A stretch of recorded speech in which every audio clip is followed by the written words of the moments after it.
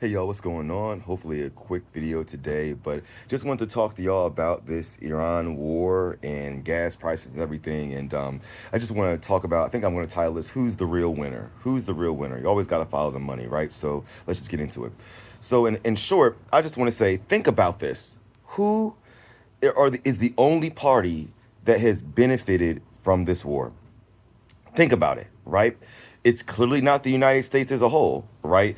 Where the disapproval of this war is at record levels, our gas prices are high, our prices for other linked goods are high because, it takes gas to move our goods places. It takes petroleum-based fertilizer to, have our farm products. So like the cost of this war has really, really been ridiculous, and it hasn't hit us at its hardest point until gas, right?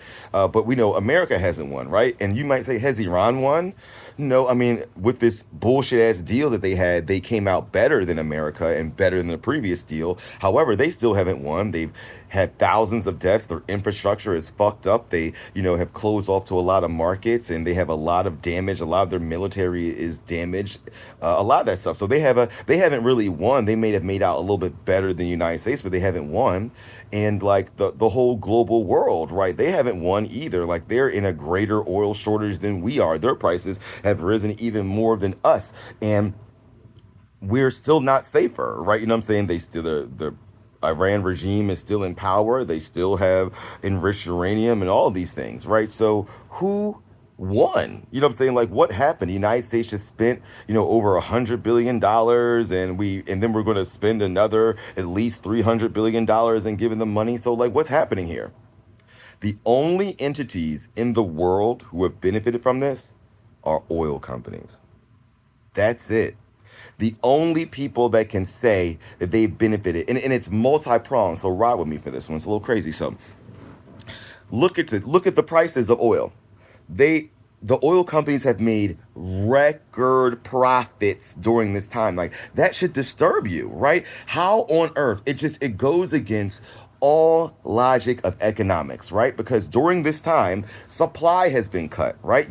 Literally the Strait of Hormuz is closed, so you've cut off 20+% of the current oil supply. So, and you've also cut demand because people are spending less. They have rations in other countries and all those things. So, if supply and demand go down for any product, how does that translate into record profits?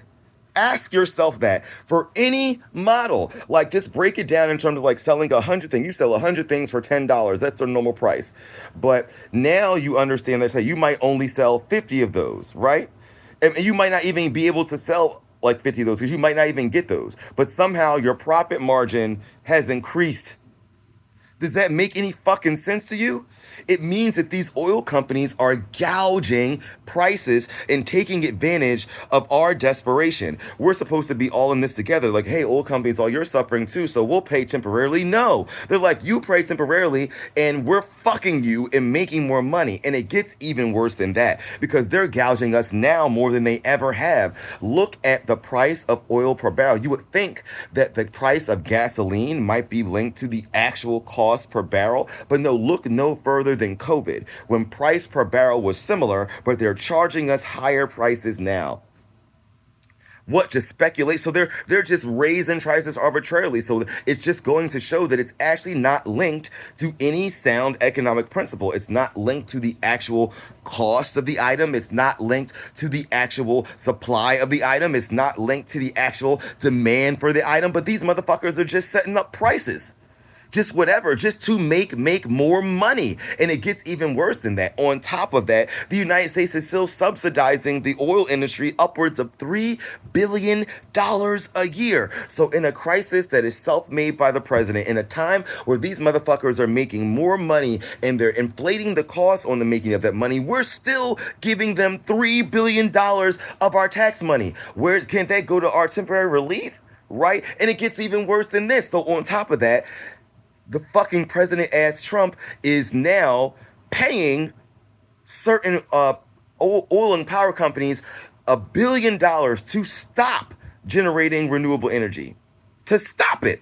During an energy crisis, in inflation crisis and record prices that he caused, he's now paying them to reduce our energy supply and reinvest in this unstable fossil fuel market.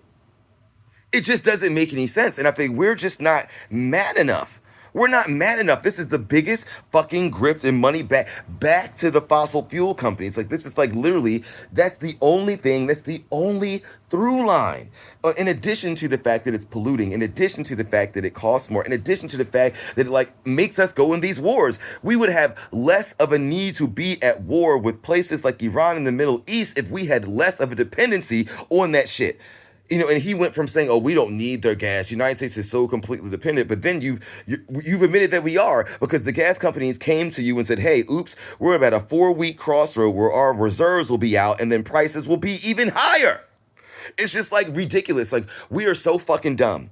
Like, we are so fucking dumb. We just let them take our money and we allow excuses, and then you hear Republicans on TV today like defending it like it's the greatest thing on earth. It's like, what is happening here, yo? We just need that information. Follow the money. Follow basic economics. They are robbing us the fuck blind. If we need anything in America, it's to get off this gas dependency as fast as possible. Not only is it a way for them just to hold us by the balls economically, but it puts us in danger at wars. Why do you think we're always at war with the Middle East? If you don't think it has everything to do with oil, you're a fucking moron.